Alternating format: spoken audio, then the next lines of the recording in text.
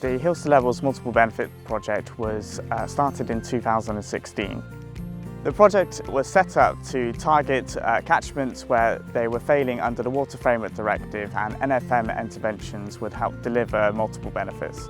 Natural flood management measures were targeted to not only reduce flood risk but also to deliver against Water Framework Directive targets such as reducing diffuse pollution and improving habitat and improving the ecology of the river. There were 5 main aims of the project. Number 1 was to identify catchment issues, and we did this by doing extensive walkover surveys and engaging with landowners and stakeholders within the catchments. The second aim of the project was to engage with farmers, stakeholders and communities.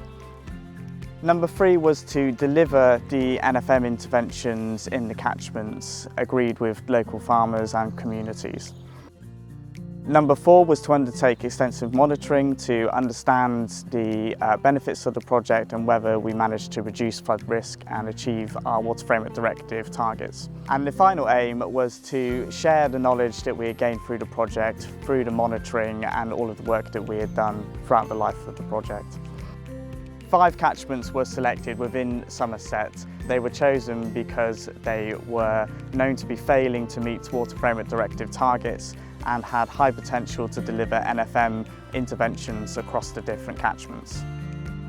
So these catchments were the Washford River and Traphole Stream, the Back Stream, the Holswater, the Peverton Stream and the Merriott Stream.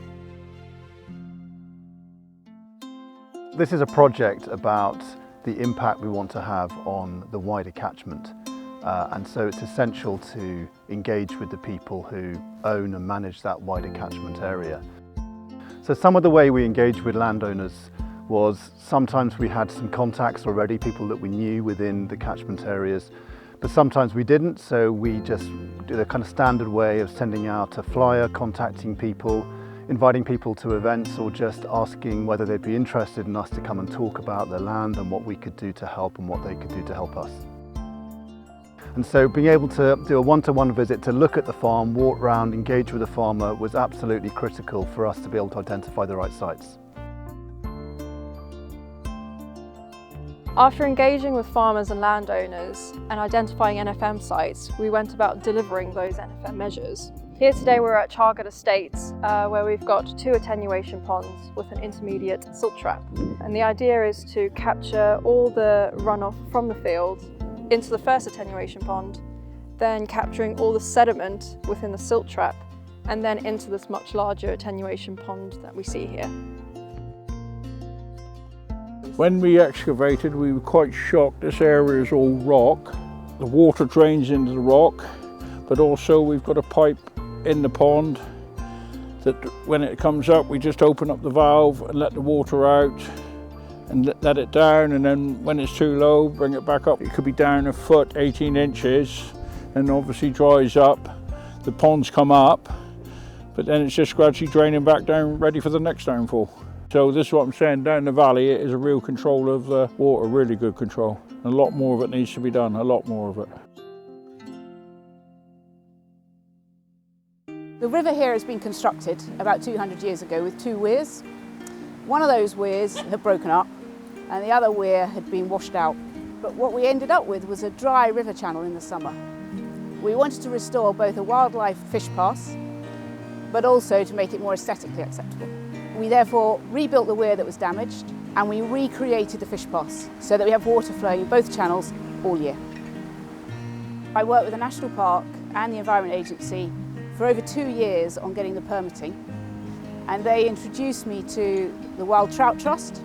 They helped me redesign the notch here. We found the original notch from 200 years ago, and they introduced me to FWAG and said that FWAG might be able to help with financial contribution to the work, but also support and advice on the best things to do.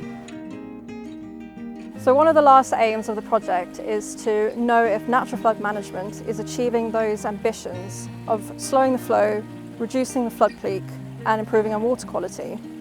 Now, monitoring is a resource-heavy and time-consuming task, So we decided to only monitor one NFM technique, and that was the most popular NFM technique taken up by farmers, which was leaky woody dams. So here we've monitored these leaky woody dams, and from our monitoring we have shown that these dams hold back water and reduce the flood peak by 1.9%, which isn't huge. But these woody dams also show localised habitat improvement, like scour pools and outwash gravel bars. Although alone these dams won't solve our flooding issues, they do help when worked with other measures, and they also produce some lovely localised habitat improvements to channel diversity. What we've been trying to do with the project is, rather than just doing some monitoring and gathering evidence and keeping it to ourselves, we've wanted to try and communicate that and disseminate that information to other projects, other people within the catchments, and just generally the kind of academic community as well. So what we've done a series of technical information sheets, and with those we've been able to send those to people about just things we've learnt simply about how to construct or how to maintain a leaky dam. We've also been able to learn from academic research that we've been involved with universities, and we've incorporated that in. So it's not just things that we've learnt, it's things that have had robust scientific evidence as well. We've been able to incorporate into those to provide that kind of evidence. I'm a PhD student at Bristol University, looking at the effectiveness of natural flood management in Somerset. So as part of that I have a ring gauge installed, as well as my water level data that I'm looking at volumes from. As an example, in one storm in February, you can clearly see the peak volume at this upstream pond that happens at a certain time, but then the peak doesn't happen downstream for another 4 hours. Looking at the wider picture, this data will be really useful for the National Natural Flood Management Evidence Base, as there's a lot of uncertainty that currently, and there's quite a call for more empirical data looking at how these structures work and whether they're effective, how they fill and spill, how they store water, what they do essentially. We've been able to present our results to the British Geomorphological Society in 2019 and also to the River Restoration Centre in 2020. What we are seeing, the deer, they're coming here and drinking. The birds, a lot of birds here, a lot of insects. You look around the far side, you see all the grasses growing, a lot of vegetation, a lot of small wildlife in there, and that's what we're all heading for. We've got to help with this flow of water. We've got to slow things down and try and help all we can, and I'd like to do it all over the estate if we can get time to look at it, and it is obviously working, I love it, as do other people, I have to say. They hear the water and they love it, and they love seeing the white water in the falls, even in flood conditions. We saw our first fish while we were still building it, coming upstream. So the wildlife side for me is the biggest aspect, without a doubt. We have a very wildlife-rich river. The other aspect that is important is it does help with flood control. By slightly reducing the crest height to the original height, the river level upstream has dropped slightly, and there hasn't been upstream flooding since.